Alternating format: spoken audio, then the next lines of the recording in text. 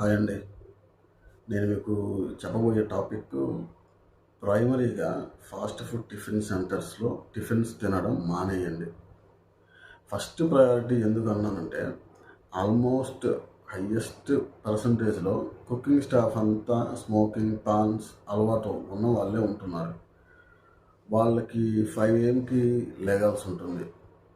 Washroom usage కానీ ఇంకా irregular టైమింగ్స్తో ఉంటుంది. అది హ్యాండ్ శానిటైజర్స్ ఉండవు. తల మీద, వీపు మీద ఫింగర్స్తో ఎక్కడ పడితే అక్కడ బాడీ మీద కావచ్చు, హెయిర్ మీద కావచ్చు, పర్సనల్ పార్ట్స్ మీద కావచ్చు గోకుతారో ఏం చేస్తారో తెలియదు. నేను జనరల్గా నేను ఎక్స్పీరియన్స్ చేశాను కాబట్టి నేను మీకు ఈ వీడియో పెడుతున్నానండి. ఎవరిని కించపరచాలని ఉద్దేశం అయితే కాదండి. ఫీల్ అయితే కనుక సారీ. మనం ఇంట్లో హైజెనిక్గా తింటాము, హైజెనిక్గా తింటాము బికాస్ అవర్ హ్యాండ్స్ మన కిచెన్ స్టోర్ కాబట్టి. మరి బయట గురించి ఆలోచించారా? టేస్ట్ బాగుంటే ఓకేనా? మార్కెట్లో డిఫరెంట్ ఆయిల్స్ వచ్చేసాయి, కల్తీ కూడా పెరిగిపోయింది. ఏ ఫ్యాట్ ఆయిల్లో తెలీదు. వాళ్ళు ఏమైనా వేరుశనగ లేక బ్రాండెడ్ ఆయిల్స్ వాడతారా ఏంటి? సప్లై కూడా హైజెనిక్గా ఉండదు కదండి. హోటల్స్లో కొన్ని ఫుడ్స్ నిల్వ ఉండడానికి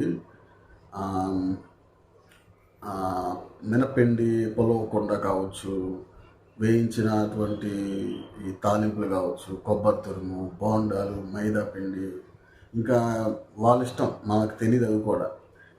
మీకు అన్నీ తెలుసు మారడం లేదు. ఈ యొక్క పిండి స్టోర్ చేయడం కానీ, వాళ్ళు స్టోర్ చేస్తారు. వాళ్ళు చాలా రోజులు స్టోర్ చేస్తారు. మినిమము 4-5 days స్టోర్ చేస్తారు. అన్నీ తెలుసు మీకు. మంత్లో అప్రాక్సిమేట్గా 25 times పైగా తినేవాళ్ళు ఉన్నారండి. మార్నింగ్ చాలక మళ్ళీ ఈవినింగ్ కూడా. జాబ్స్కి వెళ్ళే వాళ్ళు మీకే. ఇంట్లో కుదరకపోతే అట్లీస్ట్ మార్నింగ్ కొంచెం భోజనం చేసి వెళ్ళండి, చాలా వరకు బెటర్ కదండి. ఎప్పుడో కుదరకపోతే తినండి, 1-2 సార్లు అన్నట్లు. మీ కడుపులోకి వెళ్ళే ఫుడ్ గురించి మీరే ఆలోచించకపోతే ఇంకెవరు ఆలోచిస్తారండి? చిన్న పిల్లలకి అలవాటు చేస్తున్నారండి. వాడు పెద్ద అయ్యాక, యంగ్స్టర్ అయ్యాక అదే అలవాటుతో చాలా బాధపడుతున్నాడు. ఆ యొక్క స్టాఫ్ తుమ్ముతారో, దగ్గుతారో, ఎవరికి ఫీవర్స్ ఉన్నాయో, మలేరియా కావచ్చు, ఇంకా వేరే ఇతర రకరకాల ఫీవర్స్ ఉంటాయండి. ఆ ఫీవర్స్ని తీసుకొని వాళ్ళు కనీసం కర్చీఫ్ యూజ్ చేయరు, హ్యాండ్ వాష్ యూజ్ చేయరు. టాబ్లెట్ ఇలాగా వేరే వాళ్ళకి ఫుడ్ వెళ్తుంది. మళ్ళీ మనకి జ్వరం ఉంటే వాళ్ళకి కూడా ఇంట్లో పిల్లలు ఉంటారో, లేకపోతే వాళ్ళ ఇంట్లో పెద్దోళ్ళు ఉంటారో, ఎంత ఇబ్బంది ఫేస్ చేస్తారో తెలియదు. చాలామంది టిఫిన్ తినే వాళ్ళు కొంచెం పెద్ద వయసు వాళ్ళు ఇడ్లీ చేసుకోలేని స్థితిలో వాళ్ళు తింటారు. అలాంటి వాళ్ళకి మనం వెళ్ళి ఒక చిన్న జ్వరం ఇస్తే వాళ్ళు కోలుకోవడానికి 10 రోజులు పడుతుందండి. అట్లాంటి మైండ్ సెట్తో ఎవరైనా ఆలోచిస్తున్నారా? ఆలోచించే వాళ్ళ సంగతి పక్కన పెడదాం. ఎక్కువ మంది ఆలోచించరు. వాళ్ళ డ్యూటీ చేసుకుంటూ పోతారు. వాళ్ళకుండే టెన్షన్స్ వాళ్ళకు ఉంటాయి. ఇవన్నీ ఆలోచించుకొని మనం డెసిషన్ తీసుకోకపోతే మన ఇంట్లోకి వస్తాయి. ఆన్లైన్ డెలివరీ కూడా బాగా పెరిగిపోయిందండి. మన ఇంటికి వచ్చే కవర్ని అదేదో చూస్తున్నారు, కానీ అక్కడ వేసేటప్పుడు వాడు ఇట్లా పెట్టుకొని లేకపోతే ఇలా షర్టు తుడుచుకొని ఇడ్లీని మీ మీ పౌచ్లో పెడుతున్నారా అని మీరు చూస్తున్నారా? చూడలేదు కదా మీరు. ఏం జరుగుతుందో తెలియనప్పుడు జాగ్రత్త పడటం తప్పు లేదు. ఏం జరుగుతుందో తెలిసినప్పుడు నువ్వు నార్మల్గా కూల్గా ఉండొచ్చు. ఏం తెలియనప్పుడు మాత్రం కంపల్సరీగా జాగ్రత్త పడటం నీ అవసరం, నీ బాధ్యత. లేకపోతే చిన్న జ్వరమేనండి మనల్ని 15 days దాకా ఇంట్లో పడుకోబెట్టేసేసిందండి. చిన్న జ్వరమేనండి. అట్లాంటిది స్కిన్ డిసీజ్ కావచ్చు, టీబీ, కొంతమంది టీబీ ఉంటుంది. ఆ టీబీ డిసీజ్ వల్ల కొంచెం ఈజీగా స్ప్రెడ్ అవుతుంది. అలాంటివి కూడా మనకు వచ్చేస్తే మనం ఎప్పుడు దేనివల్ల వచ్చిందో మనం చెప్పలేం. పలానా ఎప్పుడో 2 నెలల క్రితం ఇడ్లీ తిన్నవాళ్ళు దానివల్ల నాకు ఇది వచ్చిందని చెప్పలేం.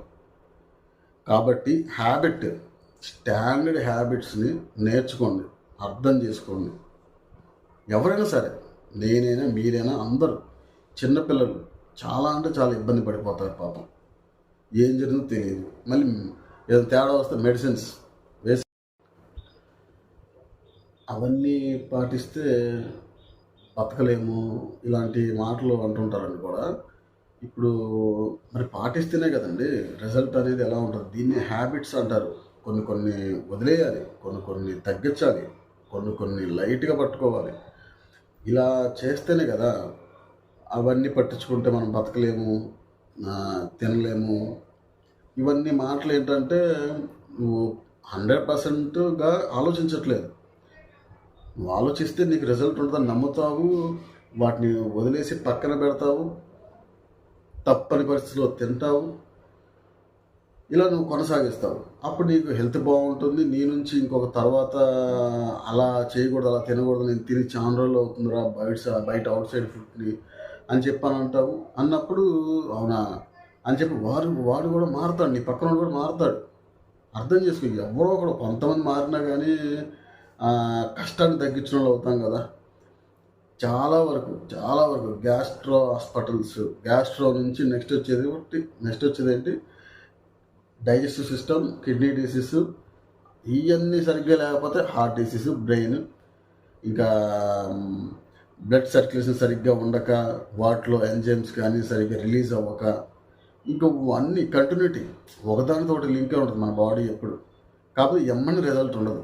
మినిమము ఒక కొన్ని సంవత్సరాలు అది గ్రాఫ్ లాగా ఇలా నెగిటివ్ జోన్లోకి, మన బాడీ పాడైపోతుందన్న నెగిటివ్ జోన్లోకి ఇలా వెళ్తుంది మన గ్రాఫ్ లాగా. అక్కడ తెలిసింది, ఇక్కడ తెలియదు, ఎక్కడ తెలియదు. ఈ లాస్ట్ పాయింట్లోనే అప్పుడు అక్కడికి ఏం నడతా. కానీ మనం మందులు వాడేటప్పుడు